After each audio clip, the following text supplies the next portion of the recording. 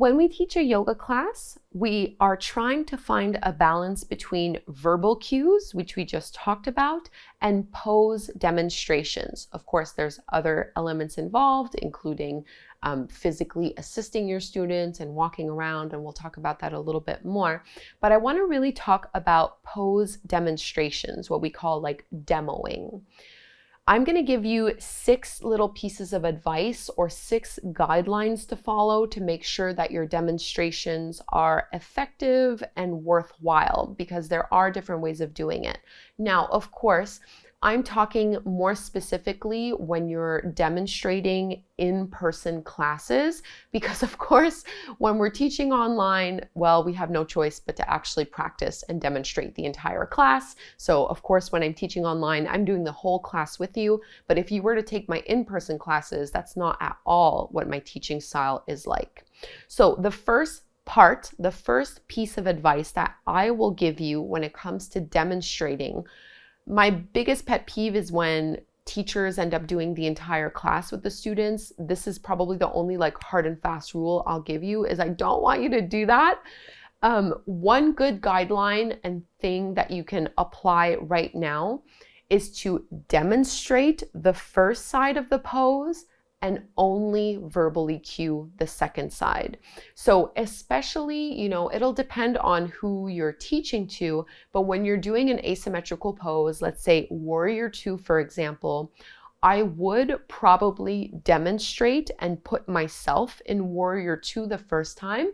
And if I'm following my cueing tips, I would give my alignment cues the first time as I'm demonstrating it.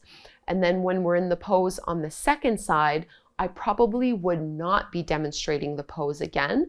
And rather than giving them my alignment cues, I'm going to focus on the feeling.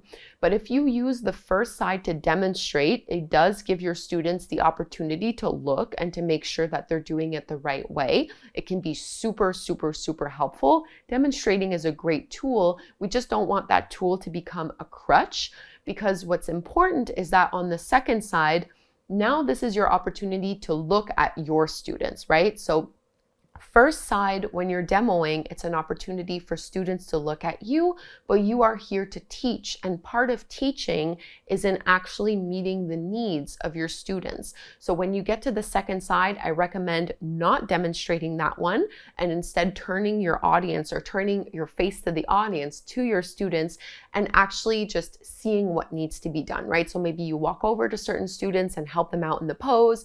Maybe you refine your verbal cues because you notice that people are missing 1 or 2 things from the pose, or you just focus on the feeling of the pose and just look at your students and teach that way.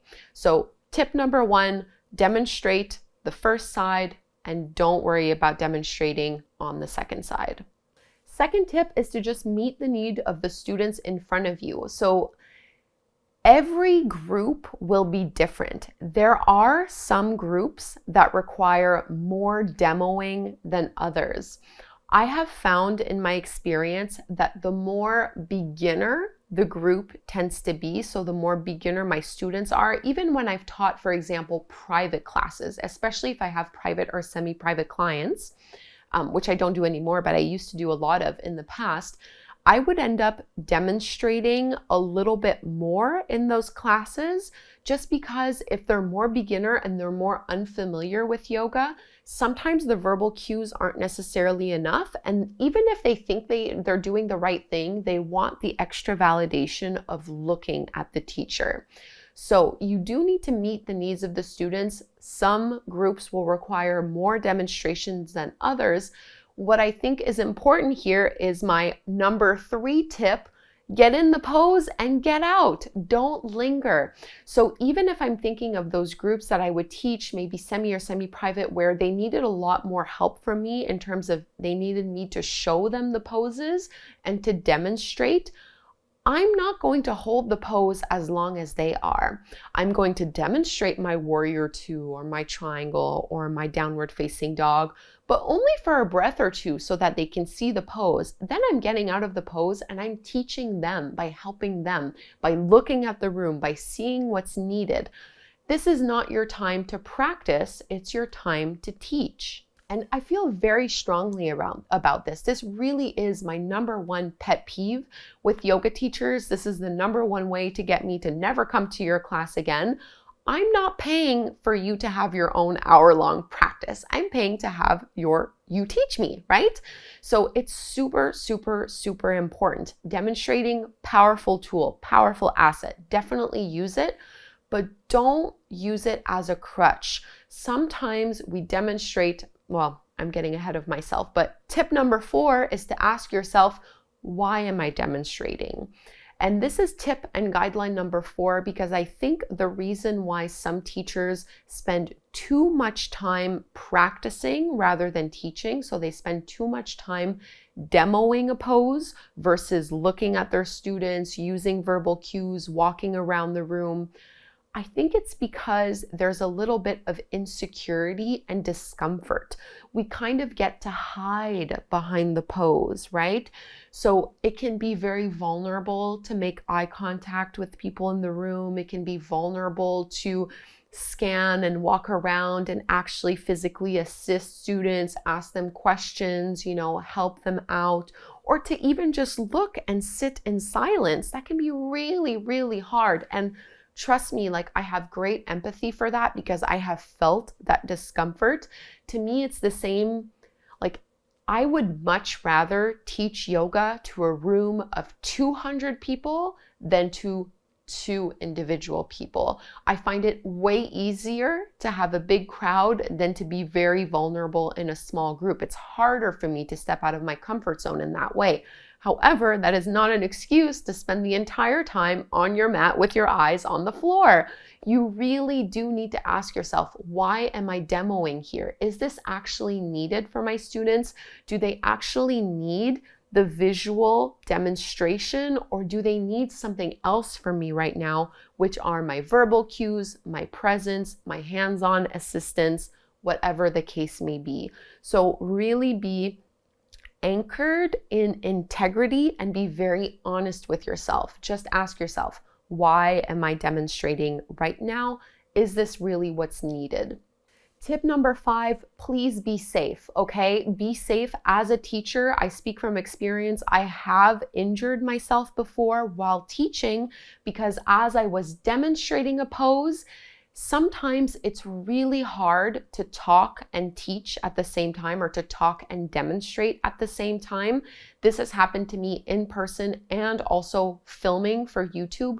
Of course, it's harder with my online classes because I kind of have no choice but to demonstrate everything, but I still have had to learn to be very wise. So for example, in downward dog, if you're demonstrating downward dog, now is not the time to turn your head to your audience and talk.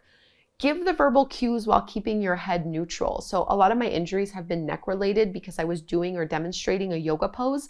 And because I wanted to give verbal cues, I felt like I had to turn my head and speak to the students.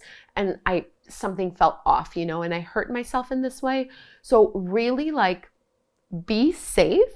Sometimes you can use another student to help demonstrate a pose. You don't always have to be the person that's demonstrating. I've had this happen before where maybe I was injured and I used a student to demonstrate while I was teaching a class. I've done this for other teachers as well. So again, with Louise Cameron, when I was practicing with her and attending her classes, she asked me, she was injured, and she asked me, do I mind demonstrating for the class that she'll be teaching? That was great. So students get the best of both worlds. They get a visual and they also get the full personal attention from the actual teacher. So really just be safe. You don't always have to talk the entire time that you're demonstrating a pose. In fact, I think it's better to demonstrate and then to get out of the pose and then talk. So just be really careful, care for yourself. Don't strain anything, and really just consider your safety, whether you're teaching and demonstrating in person or online. Finally, number 6, this is less of a guideline and more of something you need to decide for yourself. There are 2 kind of schools of thought and 2 different ways of teaching or demoing yoga poses, and that's just deciding whether or not you want to mirror your students. I've done both. Sometimes in person, I have mirrored my students. I find that when it's in person, it's a lot easier and more natural to mirror my students. Mirroring means that if, for example, let's go back into Warrior 2, since that seems to be what I'm talking and using a lot as an example. If I'm trying to get students to do Warrior 2 on the right side, I might actually be demoing it with my left leg. So I might say, step your right leg forward to the top of the mat, but it's actually my left foot that I'm stepping forward. Just because when they look at me, they're going to see themselves reflected as if in a mirror. So even though it's my left leg, they're going to see it as the right, and they're going to step their right foot forward. So sometimes mirroring can be good. Sometimes mirroring can also be very confusing, okay? Because sometimes people will notice that your words are not lining up with your body parts. That's why on YouTube, I don't mirror. This is a personal decision. Feel free to mirror, feel free not to mirror. Some students prefer it, some students don't like it. It's a personal decision. So I tend to, usually I'll mirror maybe like, I don't know, as is appropriate. Some poses are better off being mirrored. Sometimes it just doesn't make sense, so I won't bother. But in person, I'm more likely to use the mirroring technique. Online, I almost never mirror, because every time I have mirrored on YouTube, students have been confused because they say, hey, you said to reach my right arm up, but I saw that you were doing the left, so I ended up being on the wrong side. It's too confusing, doesn't work, so I don't do it. I don't do mirroring for my online classes. Some teachers do it and it seems to work well for them. So this is a decision that you have to take. Test it out, see what resonates with your students, and just know that it is a technique that you can fall back on if you need it. So I just want to reread these tips to really drive them home, okay? So number 1, for demoing poses, demo the first side, and on the second side, focus on your students. Don't worry about demonstrating the same thing a second side. It's probably not necessary. 2, meet the needs of your students. So some groups will need more demonstrations than others. Meet their needs rather than going by your preference. 3, get in the pose and get out. Please do not linger. Do not practice for the entire length of the class. This is not your time to practice. This is your time to teach. The two are very different. 4, ask yourself, why am I choosing to demo? Am I hiding? Am I insecure? Is this actually valuable for my students? 5, be safe. Prioritize your own safety, your own alignment. Try not to talk too much while you demo and be really careful about moving your neck. And 6, decide if you are going to mirror your students. So those are my best tips, techniques, and guidelines when it comes to pose demonstrations. I hope you found that helpful.